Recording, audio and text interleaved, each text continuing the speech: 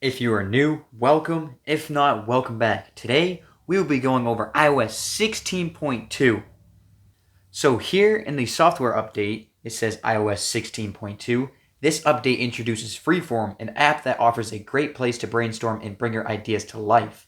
This release also adds Apple Music Sing, advanced data protection for iCloud, lock screen improvements, and other features and bug fixes for your iPhone. Some features may not be available for all regions or on all Apple devices. For information on the security content of Apple software updates, please visit this website and then learn more and install now. So I noticed after installing the update and unlocking my iPhone, it brought me to this Welcome to iPhone page, which is rather strange. Usually you're not brought to this page when installing an update. So first we're going to go inside of settings here. Scroll down until you see General, tap on About, tap on iOS version. Now the build number for this is iOS 16.2 20C65. Now, it is said that there is an update to iCloud. So I am inside of iCloud right now, and here we have advanced data protection. And once you tap on it, you will be brought to a page that looks like this, advanced data protection. Advanced data protection, iCloud encrypts your data to keep it secure. Advanced data protection uses end-to-end encryption to ensure that the iCloud data types listed here can only be decrypted on your trusted devices, protecting your information even in the case of a data breach in the cloud. And then learn how encryption is used, and it will bring you to this web page here, and I will link that in the description below. iCloud data security overview, security and encryption, end-to-end encryption, standard data protection, advanced data protection for iCloud, data categories and encryption, additional notes, encryption of certain metadata and usage, sharing and collaboration, iCloud.com and data access on the web, third-party app data, about third-party data centers. All right, so going back into this, it says, because Apple does not have the keys required to recover your data, only your account recovery methods can help you get your data back if you lose access. And then here it shows all of the advanced data protection, device backup, iMessage, device backup, message backup, iCloud Drive, notes, photos, reminders, Safari, bookmarks, Siri shortcuts, voice memos, and wallet passes. And then there's an option here to turn it on, and it will say below it, some sensitive data such as your saved passwords and data from health and maps are already protected using end-to-end encryption. And then on the bottom it says account recovery. Turn on advanced data protection. A recovery contact or a recovery key is required. Your device passcodes can also be used to recover your data. And that there, the account recovery, is where you can update your recovery contacts or mark them as okay. So I tried turning it on, and it said update your devices. Before you can turn on advanced data protection, you need to update these devices or go to settings to remove them from your account. And at the top, I have my laptop update to the latest version of iCloud for Windows on your PC, and then my Apple Watch, since it's a Series 3 and it's no longer OS updates, and we're on here. It says Sean's Apple Watch. This device can't be updated to the latest version of Watch OS. Remove from your account. In order to turn this on, you can tap OK, remove devices and settings, and learn more. And once you start, you will be responsible for your data recovery